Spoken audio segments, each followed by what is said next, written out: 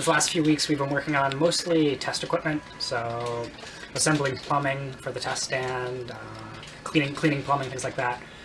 Made a few parts for actuating ball valves. We also finished up the software for the data acquisition equipment, both the sort of data acquisition server as well as the LabVIEW front end we're using that shows a pretty picture of the piping diagram and the sensor readouts. And then we also started some of the carbon fiber work to prototype for the actual fuselage of the rocket. So we have the helium supply here. This hose connects to the high pressure helium supply tank. And then we have a pressure transducer and the helium valve, and after that it goes to two regulators, one of which connects to the oxygen and one connects to the kerosene tanks.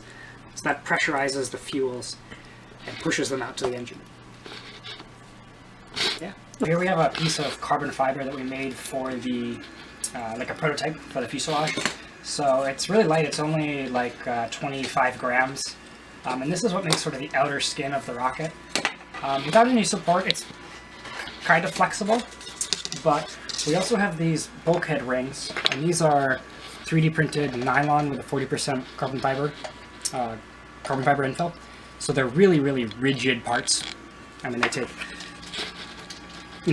don't flex a whole lot. And the idea is that we have 3 of these in a circle, and the carbon fiber skin goes around these pieces, and then the aluminum airframe, which is the real structure of the rocket, goes up these channels here.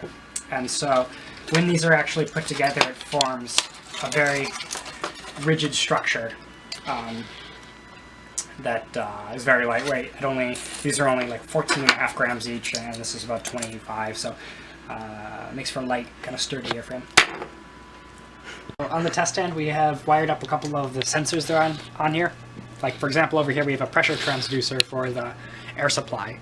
And so all those get hooked up to cables that get hooked up to the data acquisition equipment. On some of the sensors, however, there's small instrumentation amplifiers. So for example, for this Type K thermocouple, there's a small amplifier here before it goes to the longer cable that runs to the data acquisition equipment.